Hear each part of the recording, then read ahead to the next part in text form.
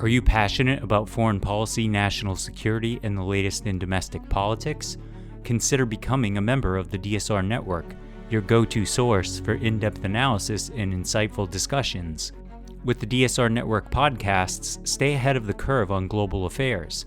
Each episode features top experts, policymakers, and thought leaders who break down complex issues into digestible, engaging conversations. From breaking news to historical context, we cover the topics that matter most. Whether it's the intricacies of international diplomacy, the latest in national security strategies, or the dynamics of U.S. politics, the DSR Network has you covered. Members receive an ad-free listening experience, bonus content for virtually all of our shows, an invitation to join the DSR Slack community, enhanced show notes for select podcasts, and much more. Visit thedsrnetwork.com/buy and enter code GRADUATE to receive 30% off the regular membership price for the first year or first month. That's thedsrnetwork.com/buy and code GRADUATE. Thank you very much for your support.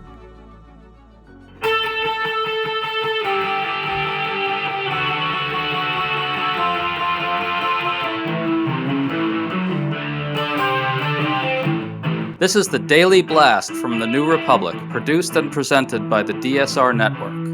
I'm your host, Greg Sargent. At two speeches over the weekend, Donald Trump ramped up the dangerous language about migrants. He floated the idea of ultimate fighting championship matches between migrants and native-born Americans, and suggested other countries are emptying their prisons and mental institutions into our country, while again vowing mass removals of millions if he's elected president. In a real rarity, the Washington Post did a piece covering Trump's escalation of dangerous rhetoric as itself being the story. Why doesn't the media do this more often? Today we're talking about this with Brian Beutler, who has done great work on his Substack arguing that the Trump-MAGA GOP way of doing politics should be covered as a rolling scandal in its own right. This nonstop violent propaganda about migrants certainly qualifies. Great to have you back on, Brian. It's great to be with you. Okay, so over the weekend, Trump hits all these dangerous and violent tropes yet again. Here's audio of his UFC nonsense, courtesy of the Washington Post. Why don't you set up a migrant league of fighters and have your regular league of fighters? And then you have the champion of your league. These are the greatest fighters in the world. Fight the champion of the migrants. I think the migrant guy might win. That's how tough they are. In addition to the claims about other countries emptying prisons, Trump also highlighted the awful killings of two American women, allegedly by migrants. The UFC stuff is being treated mostly as a joke, but he's suggesting gladiatorial combat between U.S.-born Americans and migrants. This is plainly feeding the bloodlust of the MAGA masses. What do you take from all of it? I think exactly what you said. Trump seems to believe that immigration is such a strong issue for him that he doesn't have to guard any flank, right? That it's not just that the public wants there to be more restricted flows of immigration at the southern border or something, but that America's awash in hatred of immigrants, and that the notion that you would deputize angry American men to beat them up or something like that will thrill a majority of the public. But I don't think it's true. It is also separately, because it's not true. It's a scandal, right? Like it reveals like a very menacing facet of Trumpism that isn't compatible with democracy if your supporters essentially rally to you because of the temptation of violence. I want to get into all that a bit later. Let me go over some of the rhetoric here. I have a new piece up at TNR.com detailing how often Trump and MAGA highlight isolated killings by migrants. This is absurd stuff, okay? Let me go through the debunking quickly. There are no links between migration and crime. Only an extremely infinitesimal percentage of migrants have been violent criminals, and this is under both Presidents Trump and Biden. It's heinous to tar millions with the actions of a few evil actors, obviously, And on the individual level, these crimes don't tell us anything about what constitutes good or bad immigration policy. See my piece for more, everybody. But this vicious propaganda trope is everywhere in the MAGA information space right now, but it's almost never covered as its own story. I want to talk about your writing. You write a lot about how the media needs to reorient the way it covers the Trump MAGA way of doing politics. Can you talk about that in this particular context? Yeah, actually, can I adjust the context? And because there's another recent story which I think where the reporting around it kind of matches our sense that the media is not quite up to the moment. You cited the Washington Post, which covered this pretty well. The coverage of this new Republican trend of posting cheap fakes, these like selectively edited videos. Biden will do a 45-minute event. They'll cut 12 seconds and also like clip the field of view so that it looks like he's staring off into the distance when really in full, he's doing something totally normal. The way this has been covered is more like Joe Biden is struggling to respond to cheap fakes, right? To deceptively edited video meant to attack him. And I think that the scandal, the newsworthiness of this is not, that it's sending Democrats into disarray. It's that the tactic itself is deceptive. So one of the two parties is trying to deceive voters so that they'll vote against Joe Biden. And that's what is in the public interest to know, right? That's what they should care about, not whether Joe Biden's campaign has developed sophisticated political strategies to counter propaganda, right? It's almost like victim blaming or something like that. And so I think that a better approach for media would be to home in on what is aberrant about the situation, right? And so now we can shift back to the immigration frame, is that if Republicans insist that Joe Biden is to blame for every crime committed by every migrant in the United States, as a first order thing, if you're a reporter or you host a roundtable show on cable news or whatever, is to not treat the proposition as facially valid and then look to primarily how Democrats intend to respond first, but to cover it for the agitprop that it is, an attempt to manipulate voters so that they feel anger at Joe Biden and then vote against him, right? That's not the level on which this is newsworthy. What's newsworthy is the manipulation itself. It's true that the journalistic frame that essentially says, here's how these two parties are going to be doing combat over this issue, ends up laundering the tactics when one side is asymmetrically using them in bad faith. I mean, the Times had a really good example of this today. They had a piece on the debate, and their line on this widespread Trump MAGA propaganda highlighting isolated crimes was just this, quote, Mr. Trump regularly blames Mr. Biden's border policies for domestic crimes, close quote. And that's it. Treating this as conventional politics, treating it as a real argument that Biden is going to struggle to respond to. Now, of course, Biden will struggle to respond, but as you say, that treatment does not capture what's newsworthy about what Trump and MAGA are doing here.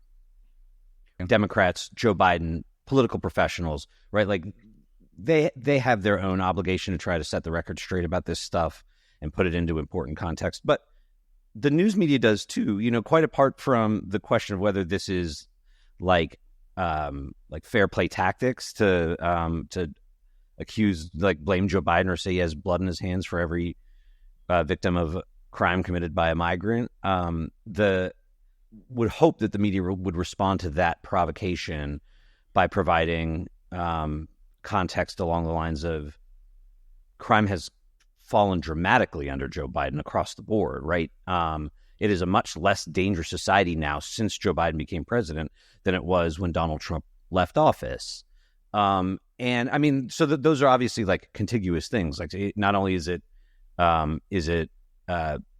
manipulative to make the accusation about Joe Biden, but it's also based on a lie, essentially. It's like the crimes they're pointing to may have happened, but they aren't evidence of society becoming more dangerous. Society is becoming safer. And the people reading deserve to know that. They aren't even evidence that migrants are dangerous. Right. I mean, if anything, the crime rate among immigrants is lower than among native-born Americans. So you're talking about a population that is less dangerous than the population at large in a context of crime falling overall is something that should make Americans feel good and safer. And since Republicans clearly want them to believe the opposite, there's your manipulation right there. And so to go back to what you said earlier, which is that the press should be covering these tactics as deceptive, here's a really good example of that because, I mean, would we tolerate it if such a thing were done to any other group? Like, just take any other group you want. It's if Biden went out there and said, highlighted a few isolated crimes committed by evil actors in that group and labeled it the equivalent of migrant crime or migrant killings, is that something we'd tolerate? We wouldn't, would we? Well, yeah, I mean, Biden could try to wave the bloody shirt about white nationalist violence, which is fairly prevalent in our society, more so because of Donald Trump. And I mean, there you have a situation where Biden could engage in a similar kind of politics and it would be more honest. But then he could take it a step further, like Trump does, and blame it on conservative communities, conservative crimes, conservative killings.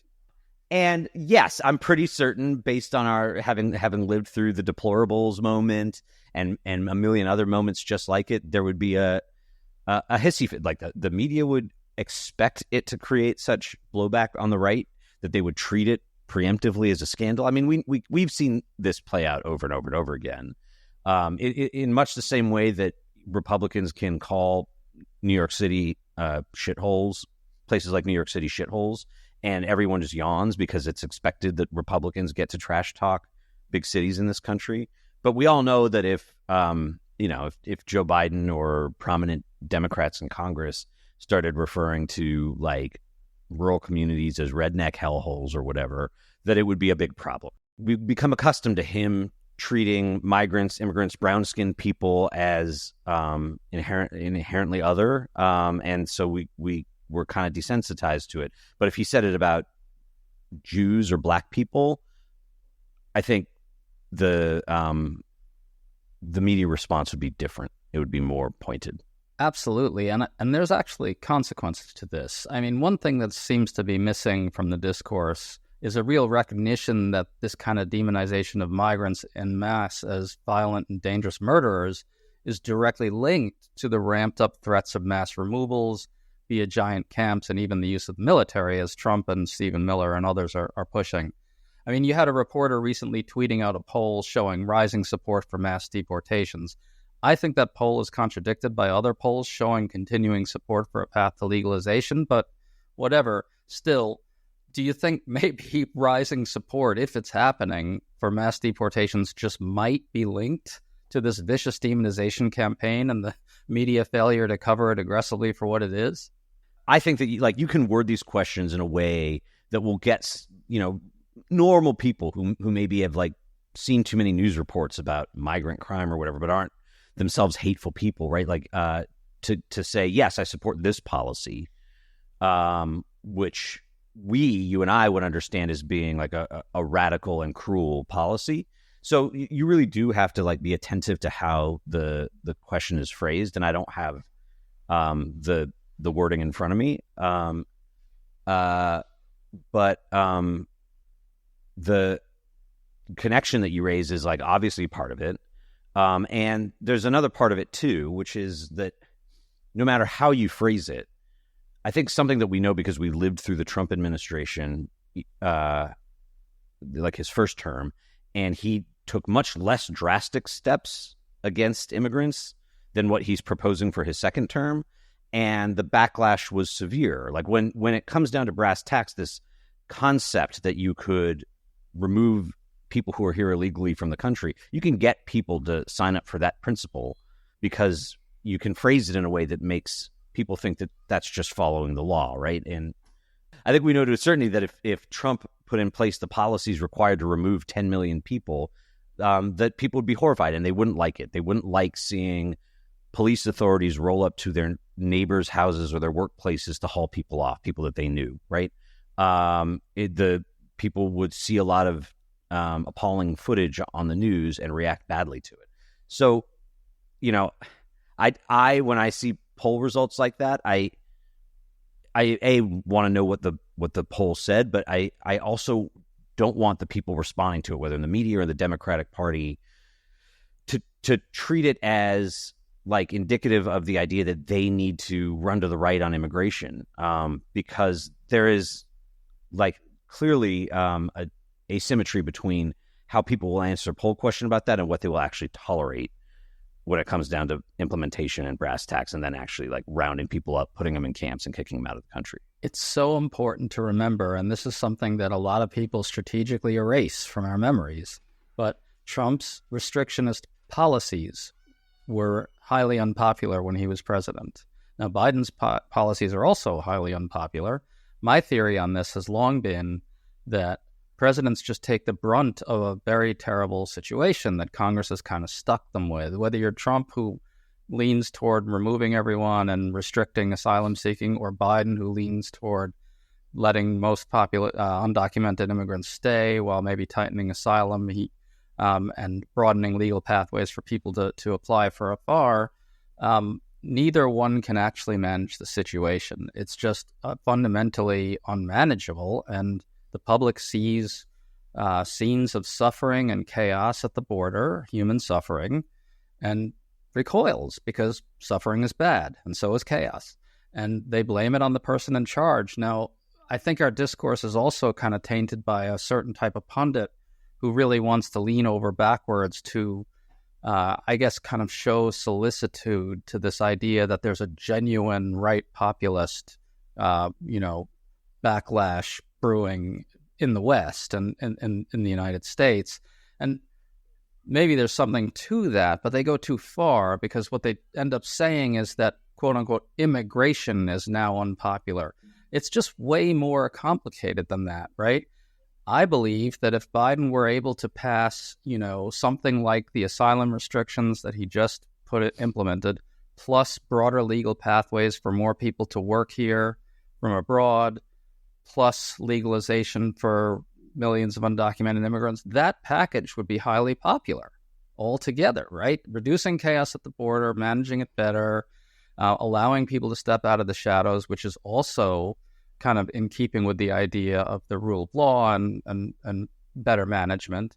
And so given that, if my thought experiment is right, then how can anyone really say that there's a backlash against immigration more broadly? I just don't see it.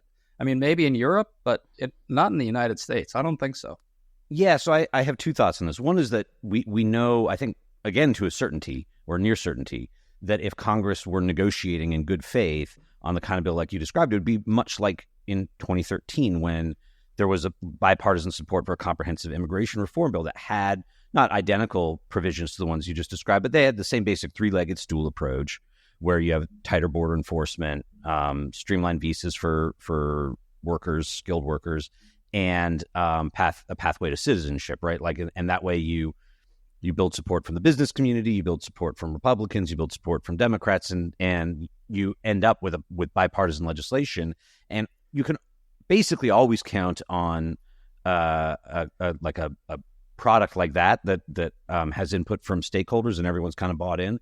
It's going to be popular. Like, people, it's not because people have fine-tuned sense of what immigration policy should say, but they can take their cues, right? And if leading Republicans, leading Democrats, leading business leaders, labor leaders, et cetera, are all on board, they think this problem has been solved. This is good. And I think that the same thing would happen again if there was any good faith left in the Republican Party and they would negotiate on a swap like that, where they get their border security and progressives get humane treatment of people who've lived in the country for a long time. Plus broader pathways for people to come here legally. I think that's an essential part that most people would support if they understood that it's to fill labor shortages in critical sectors and so forth. But there's like another aspect to it, and it brings us back to where the conversation started about bad faith and how to respond to it, whether you're, a Democrat or a member of the media, a pundit. And that is that, like, the backlash against Trump's immigration policies stemmed from the consequences of the policies, right? Like, families were being separated, people were being held in terrible conditions. Media began to focus on the conditions at those places. There were protests. People were upset by what they saw. And that swung the pendulum in the direction of more humane immigration policy than we have. There's a tendency in the punditry, I think, to treat the what's happened under Joe Biden as like the opposite, where the liberal guy gets in and suddenly public opinion swings thermostatically because maybe they think that the cruelty problem is solved, but now they see that, like, the border problem isn't solved. And so they kind of naturally become more restrictionist again. But that requires playing patsy to what's sort of really happening, which is that under Republican rule, right-wing media engages in a different kind of agitprop. They don't treat the president as complicit in migrant crime, right? And they, to the extent that they show scenes of chaos at the southern border, it's to, celebrate the leader's commitment to stopping the hordes crossing the border or whatever. More likely, they just stop talking about any negative aspect of immigration because they don't want to hurt the leader, Donald Trump. As soon as the president switches, so does the coverage, right? It's because there's no good faith here. Suddenly, every criminal act committed by somebody who isn't a citizen here is the responsibility of the president. And so when you treat American public opinion under Democratic rule as revealing some sort of inherent nativism in the population, what you're doing is you're treating the propaganda that makes people feel reactionary like you're treating it as baked in, like part of the landscape, but it is not baked in. It is something that Republicans have chosen to do. And you can take note of that, and you can try to make an issue of it. Like, what you are doing here isn't just cruel to the immigrants you're targeting, but it's treating the people that you're manipulating as fools, and that's disreputable. And if you can make people see that, I think that they would be upset that they were being manipulated like that, much like if you show people the footage, Republicans clip of Joe Biden misleadingly next to the full footage where it's clear that nothing abnormal happened. Some people will feel like, wow, they really did try to pull one over on me, and I don't like that. I think that would be a healthy adjustment in the punditry to not treat current polling on things like mass deportation as reflected as something inherent about America, unless what you're trying to say is we just accept that Republicans will engage in agitprop and bad faith propaganda whenever they're out of power, and there's nothing that can be done about it. Well, I reject that notion.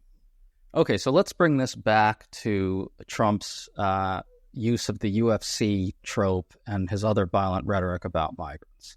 If you think about it, when Trump glorifies the idea of a kind of spectacle being made of this type of violence toward migrants or between native-born Americans and migrants, it really exemplifies what you're talking about. He's essentially offering a reading of the public's instinct towards migrants, which is that they will see them as a threat, that they will see them as something to be struggled with in a zero-sum battle. So how should the press cover the specifics here in keeping with what you're talking about, the need to treat Republican bad faith and agitprop as itself being the scandal? In this particular case, with the UFC stuff and the migrant killings, how should the press deal with it? I mean, I think in a few ways, right? Like, if I was a producer reporter at a news TV news outlet, I would want to send a reporter to, if not Trump rallies, then swing territory in the U.S. and just ask people, do you think it would be a good idea to force people who aren't in the country legally, or people who are awaiting a chance to make an asylum claim, to force them into violent combat with nativist Americans? Just ask people if that sounds like a good idea. And I think that you'll find that most people will be horrified by that idea. Obviously, some, let's say, 33% of the country that's deplorable will find it appealing.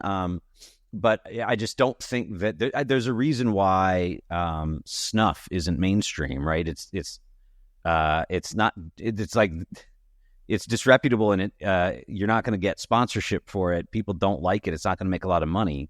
So that's one thing I could do. I can't imagine that most Americans, maybe the deplorables, as you said, would accept that the immigrants in their midst should be blamed, the ones that they interact with daily, and the ones that are, taking care of their aging parents, and so forth. They're not; these ordinary voters aren't going to accept that those people are, in some sense, this kind of dangerous and threatening enemy within that should be associated with horrible acts committed by individual evil actors, right? I think that media organizations have the resources that they need to reveal like what's true about Americans.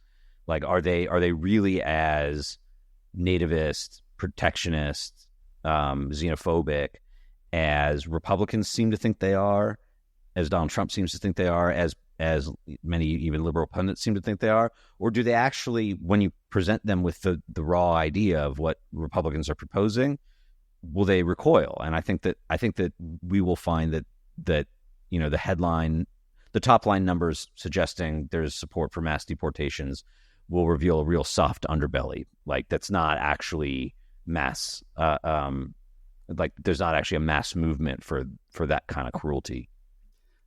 Everybody make sure to check out Brian Beutler's Substack. It's called Off Message. Brian, you're one of our favorite guests. It's always good to talk to you, man. Thanks for coming on. It's great to be on. Folks, we have some great content for you up at TNR.com. Michael Tomasky giving the Biden campaign some important advice, arguing that the campaign absolutely has to win the post-debate spin. And Matt Ford asking whether the most recent rulings we've seen are a harbinger of the end of the Clarence Thomas Court. We'll see you all tomorrow. You've been listening to The Daily Blast with me, your host, Greg Sargent. The Daily Blast is a New Republic podcast and is produced by Riley Fessler and the DSR Network.